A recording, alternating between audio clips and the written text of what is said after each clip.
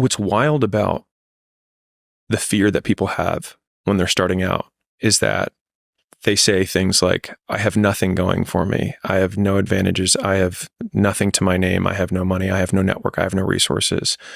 But using Rory Sutherland's reframing, it also means that you have nothing to lose, which makes you incredibly dangerous. And I think people wildly underestimate how many shots on goal you can take when you have nothing to lose. Whereas when someone has something to lose, they have to be more and more selective about the shots they take.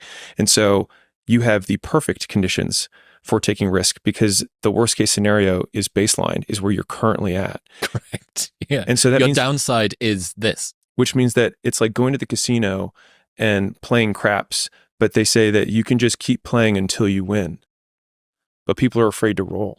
This is from Mark Manson. Why I hate being around negative people.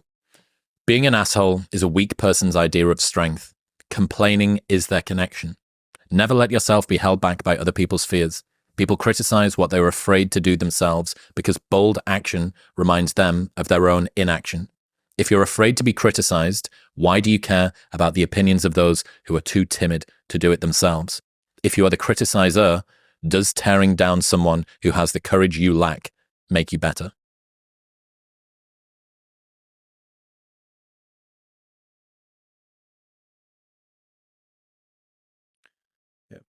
People criticize because it helps them justify the risks they chose not to take,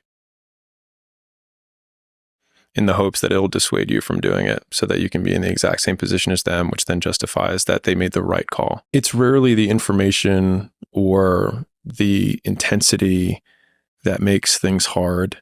It's the sticking with it that makes it hard.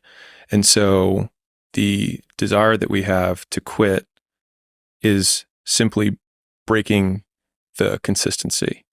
And so that's why consistency has always been the hardest thing for most people to achieve. But the intensity of what you have to do to be successful is much lower than most people expect. Mm-hmm. And so oftentimes they suffer significantly more in a short period of time than is required to be successful over a much longer period of time with a much lower intensity. And so it's just like if you walk for 5 minutes a day, you're going to get, 50% of the health benefits, probably more than that, I'm sure, of just even exercising. You add 10 years to your life if you walked 5 or 10 minutes a day. And the path of personal development is befriending uncertainty. And so I obviously sit from the entrepreneurial perspective, but almost all decisions that you make in the beginning, you have incomplete data and you have to make decisions anyways.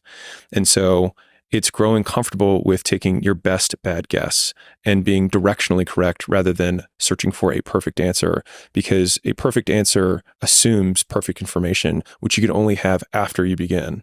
And so in some ways, making a decision is the perfect answer so that you can get the information feedback to then improve the quality of the decision later. And I think that one loop is what a lot of people miss out on, is they obsess for years sometimes on the perfect pick, the perfect business, the perfect job, the perfect mate, when most of the times beginning each step illuminates the next step, which means the information, the feedback that you get from walking gives you more about where to walk than trying to sit at the beginning in the darkness and pick a direction.